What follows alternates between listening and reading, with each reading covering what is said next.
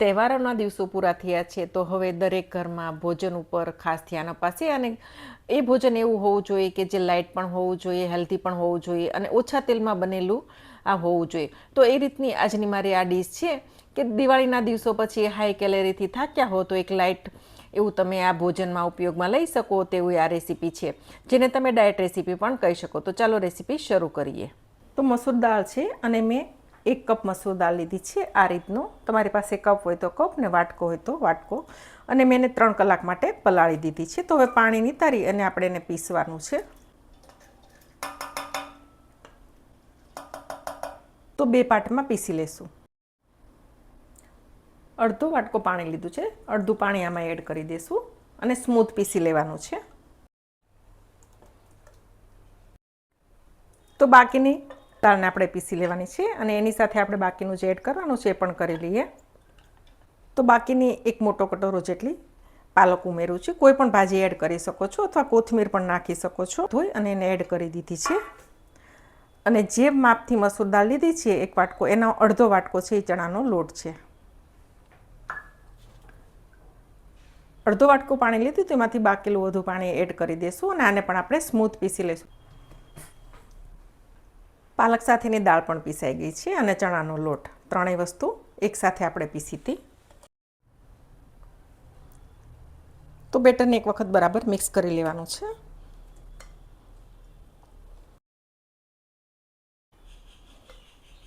તો હવે એમાં થોડા આપણે મનગમતા વેજીટેબલ એડ કરવાના છે. 1 ટમેટું છે, 1 ડુંગળી છે, ધાણા ભાજી છે, દાંડી સહિત લીધી છે, 3 કળી લસણ છે, અડધા ઇંચ આદુનો ટુકડો, 1 લીલું મરચું છે, અડધું કેપ્સિકમ અને થોડી કોબી. આના સિવાય તમને ગમતા હોય તમે લઈ શકો ભાજી, કોઈ પણ વેજીટેબલ. અને એને બધાને આપણે ચોપરમાં ચોપ કરી લઈશું.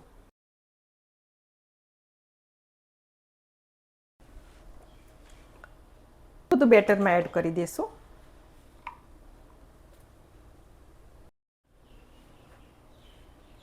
તો એકવાર બધા વેજીટેબલ આપણે મિક્સ કરી લઈશું. ને બાકીના આપણે જે મસાલા કરવાના છે એ કરી લઈએ. નાની ચમચી ધાણા જીરું, 1/4 ટીસ્પૂન હળદર, નાની ચમચી લાલ મરચું અને મીઠું. આપણે ઘીનો એક વઘાર કરશું. કોઈ પણ દાળને જ્યારે તમે ઘી નાખીને બનાવો છો ત્યારે વધારે સુપાચ્ય બને છે અને એના બેનિફિટ વધારે મળે છે. એ જ રીતે દાળમાં આપણે એક નાનો અમથો ઘીનો વઘાર કરશું. 1 નાની ચમચી ઘી છે અને નાની ચમચી જીરું છે અને થોડી હિંગ.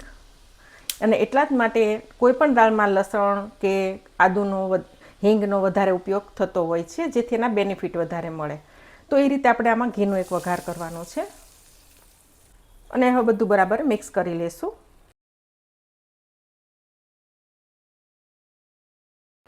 તો આપણું એક બેટર તૈયાર થઈ ગયું છે. તો ગેસના મોટા બર્નર ઉપર આપણે આ રીતે જે મિની ઢોસા કે તમારે મિની પુડલા બનાવવા હોય એ રીતનું એક મેં પેન લીધું છે અને આપણે એને ગરમ કરવા રાખી દઈએ. તો ગેસની ધીમી ફ્લેમ છે અને આપણે ઘીથી ગ્રીસ કરી લઈશું.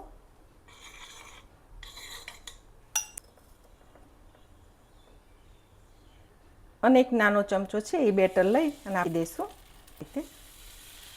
કારણ કે આપણે આમાં સોડા કે ઈનો કોઈ પણ વસ્તુ નથી વાપરી એટલે આપણે બહુ થીક નથી ઉતારવા. પુડલાની જેમ પણ એને નોનસ્ટિકમાં ઉતારી શકો છો. આવી રીતે પણ બનાવી શકો છો.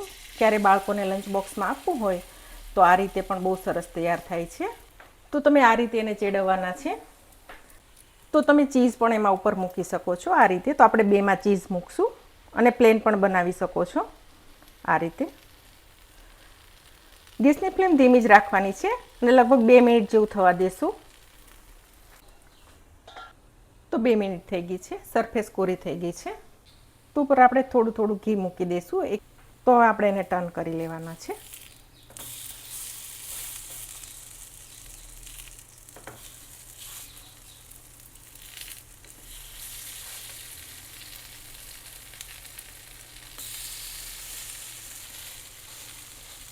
તો આ સાઈડ પણ 1 મિનિટ માટે થવા દઈએ.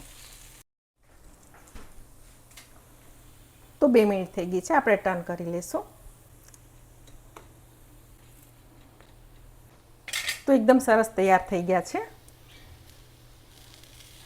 આની પર તમે ડુંગળી ટમેટાને એવું મૂકી અને પણ એ રીતે પણ તમે સર્વ કરી શકો છો.